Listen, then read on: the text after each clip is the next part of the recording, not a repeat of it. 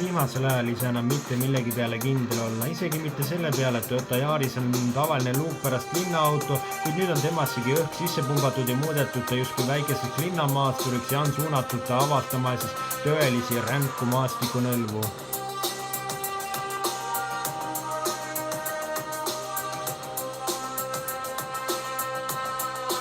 Naisfluksuri proovisid alustab taas.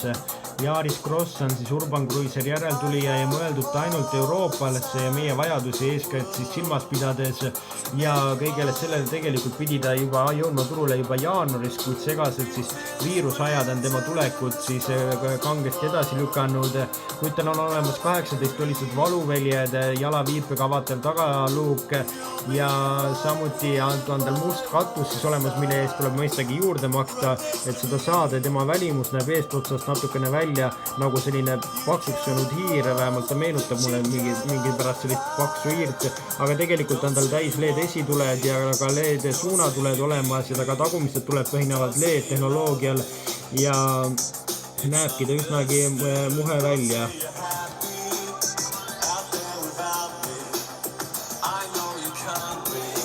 Interiööris on olemas 7-toline multimeediasüsteem, mis on ikkagi natukene liiga pisikene, seal on klassikaline automaat, geokast, sõidurežiimid, öko, normal ja power ning sealt multimeediasüsteemist leiab ka 360 kraadise siis tahavaatekaamera, mis on küll natukene kehva kvaliteediga ja kuid ikkagi midagi sealt siiski näeb. Ja lisaks on olemas tal siis ka siis muidugi Android Auto ja Apple CarPlay ühendusvõimalused, istmesoojendused, USB ja kuid materjalid on olemas, siis sees on need ikkagi suurest osast plastikust, tal puudub elementaarne käetugi ja ka siis uksepolster on täielikult plastikust ja kuhu on oma kätt siis sõidu ajal üsnagi ebamugav toetada. Kuigi tal on olemas siis 6 kõlariga siis audiosüsteem siis juba standardvarustuses. Ja juhiabisüsteemidest pakub endast muidugi hädapidurdussüsteemi, distantsi järgivad püsikiirushoidjad ja samuti on olemas tal ka pimeda nurga andurid ja lisaturvapadjad olemas istmete sees, mis on eriti hea ja tagaistmele mahutavusega on niimoodi, et sinna mahub täiesti istuma ja polegi kõige hullem seal olla, kuid paraku peab arvestama sellega, et seal tagumised need istmed on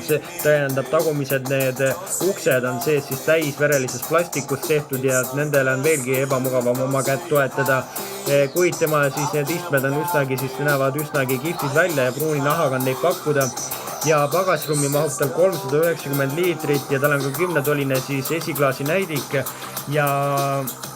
mootorist on tal olemas siis 1,5 liitrine hübriidmootor ja kui tavaline bensiinimootor annab selle kõigest 67 kilovatti ehk siis 90 hobujõudu ja 120 newtonmeetrit, siis sellest jääb mõistagi väheks, et neid maastikunõlvu vallutada ja sellele lisatakse elektrimootor ja siis saadakse kätte 85 kilovatti ehk 114 hobujõudu ja keskmine kütusekulu on 4,5 liitrit 100-le. Toyota küll ei ütle välja, kui kiiresti see sprindib 0-100-ni, kuid tegelikult naisfluksuri mõõtmist järgi peaks olema umbes 10 sekundit ja kui sa oled kuulud sinna inimest hulka, kes millegipärast ei ole veel harjunud hübriidmootoriga, siis pakutakse ka tavalist 1,5 liitrist mootorit, tavalist bensiini, millel on siis 88 kilovatiks 118 hobujõudu ehk enam sama võimsus, mis ka hübriidmootoril on siis sellele tavalisel bensiinil ja 6,5 liitrit 100 on siis sellele keskmine kütusekulu ja hinnad algavad tal siis 17 300 eurost, mis on enam-vähem selline normaalne hind, kui arvestades seda kõvat suurt plastikut, mis sees on ja samuti ka selliseid kesiseid siis vidinaid, nagu näiteks siis selline jalgu jäänud siis multimeediasüsteem ja kehva kvaliteediga kaamera on ikkagi seda hinda natukene palju ja veel rohkem hakkab süda verd tilkuma, kui kuulete, kui maanis hind välja tüürib ehk peaaegu 32 000 euroni, mis on ilmselgelt natukene liiga palju selle Yaris Crossi eest ja ma arvan, et väga paljud inimesed selle raha eest ostavad endale juba CHR-i, mis pakub palju paremat siis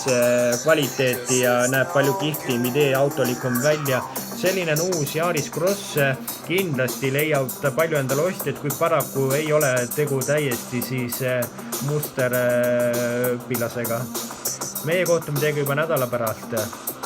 Seniks kohtumiseni ja püsige naisfluksuri lainele.